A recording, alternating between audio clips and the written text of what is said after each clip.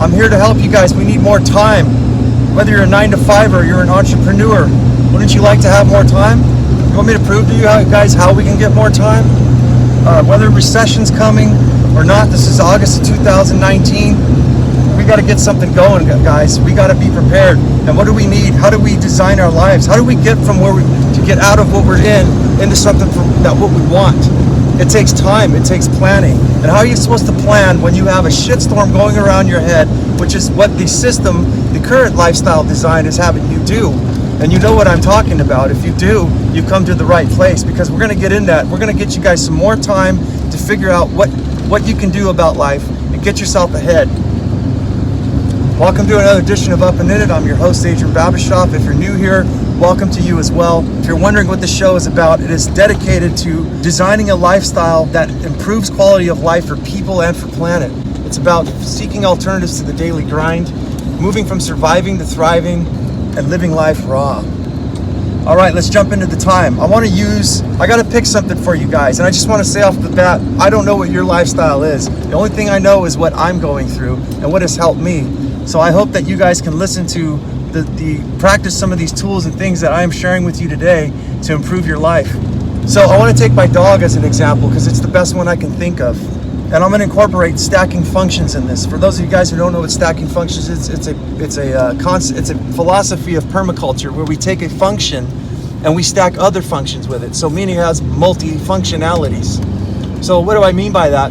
I'm going to go first off with my dog. She needs eye medication. She needs about 4 to 5 drops per day, twice a day. So, and I need to walk my dog. If I don't walk my dog, whether she was young or old, but she is a 17-year-old senior citizen, sometimes she takes a shit and she ends up stepping in it. And while I'm gone at work, she's tracking it all over my shed, all over my carpet, everywhere. And it's bad for her, bad for me. And besides the fact that I love my dog and I've had her since she was like the size of a goddamn fucking like a toy baby of my little Muppet, I owe it to her to spend time with her and give her walks. So it takes me roughly about 30 minutes per walk. So it's an hour total per day. But while we're going on this walk, especially in the wintertime, this tip I'm giving you is very useful, is I take her eye drop medications, I put them in my back pocket so they get all nice and warm for my baby so it doesn't hurt her eyeballs and sting her. So as we're walking, instead of sitting there in front of her for 20 minutes staring at her and putting eye drops, I stop her every 5 minutes while we're on our walk and I give her drops. You see where I'm going with this? Another thing I want to tell you guys is her water.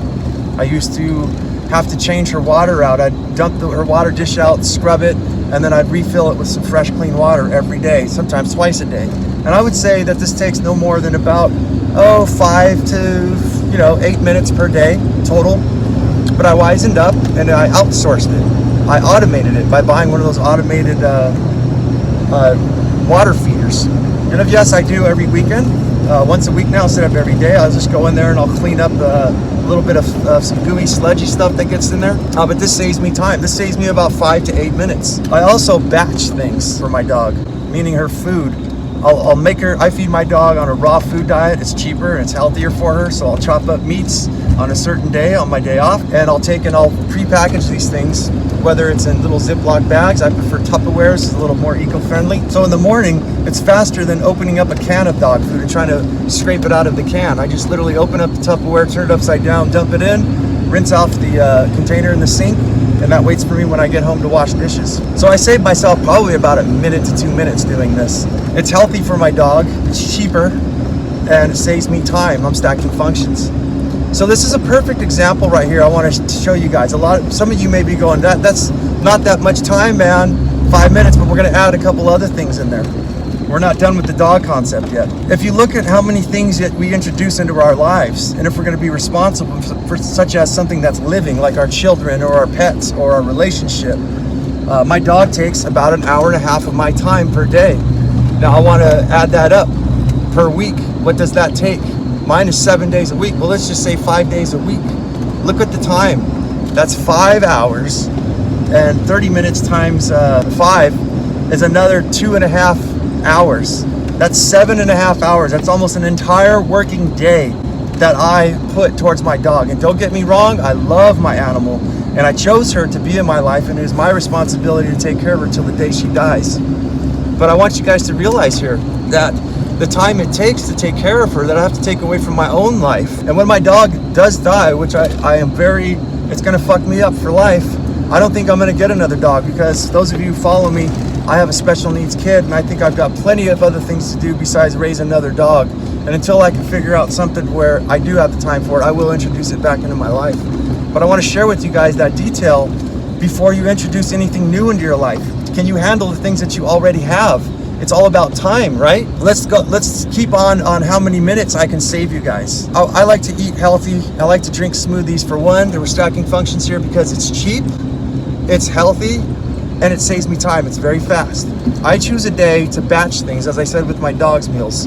So what I like to do is I like to get home. If I'm working a 9 to 5 Monday through Friday, I'll take off Saturday and I'll relax. That's my do nothing day, if I can. Sunday is the day where I prep. I do meal prepping.